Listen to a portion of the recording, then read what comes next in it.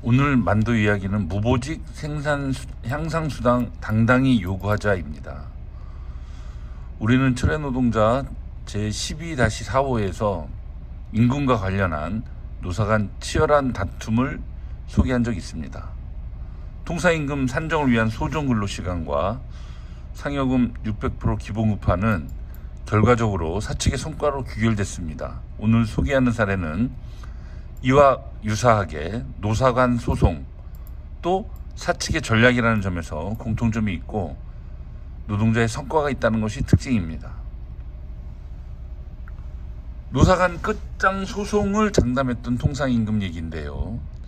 2012년 단체협약 개정 교섭을 통해서 통상임금 합의를 시도했습니다만 사측의 직장 폐쇄로 노사 간 대화가 가로막혔고 부득이하게 소송을 했습니다. 2012년 11월 26일 소송이 시작됐고 3년이 지난 2016년 1월 13일 1심 판결에서 상여금은 통상임금이지만 신의칙을 적용해 지급 의무가 없다며 사측의 손을 들어줬습니다. 자신감이 하늘을 찌를 듯 했던 사측을 당황시킨 것은 2017년 11월 8일 노동자의 손을 들어준 2심 판결이었죠. 1심에 패소한 노동자들이 그냥 포기하지 못하듯 2심에 패소한 사측도 포기하지 않고 대법까지 끝장 소송을 장담했었습니다.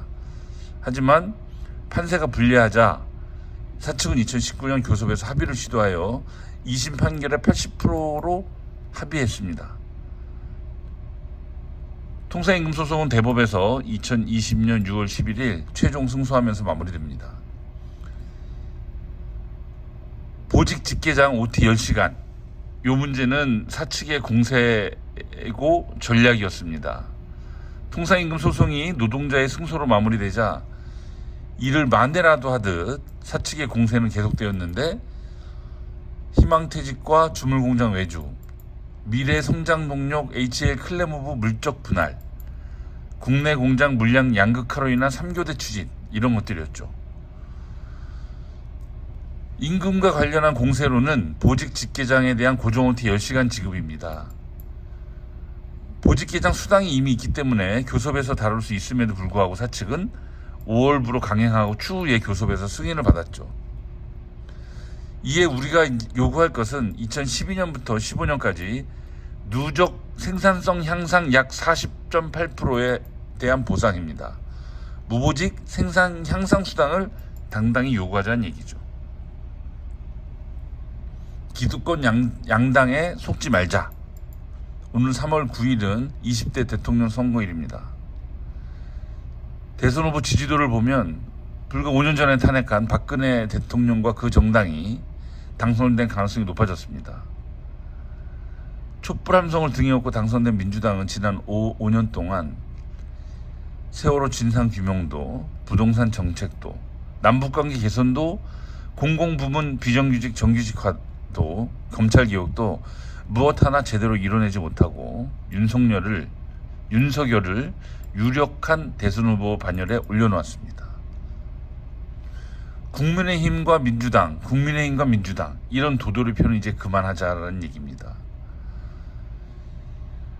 문재인 정권은 적폐청산에 올인하면서 국정과제로 초창기에는 최저임금 인상으로 상징되는 소득 주도 성장, 평화협정을 위한 남북 정상회담, 고위공직자 범죄수사처로 상징되는 검찰개혁, 부동산 대책, 그 다음에 K방역에 이르기까지 성과를 내는 듯 했지만 실제는 정책만 소리만 요란하게 울릴 꼴이 됐습니다.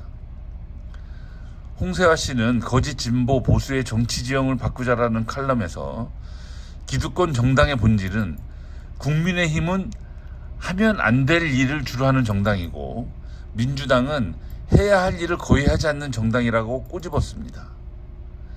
그럼에도 불구하고 하면 안 되는 일을 주로 하는 국민의힘보다는 민주당이 조금 낫다고 얘기하죠. 하지만 아까 얘기했던 세월호 참사 진상규명이라든지 차별금지법 개정이라든지 손해배상 가압류 폐지라든지 분양원가 공개라든지 각종 공약을 대부분 지키지 않았지만 그래도 되는 이런 기득권 양당 체제가 문제라는 걸 얘기하고 있습니다. 민생에 관심을 두는 소수 후보에게도 눈을 돌려보자는 제안입니다. 민주노총은 정의당 심상정 후보, 노동당 이백윤 후보, 진보당 김재현 후보를 지지해 줄 것을 호소하고 있습니다. 기득권 양당을 심판하는 선택은 어떠신가요? 이상입니다.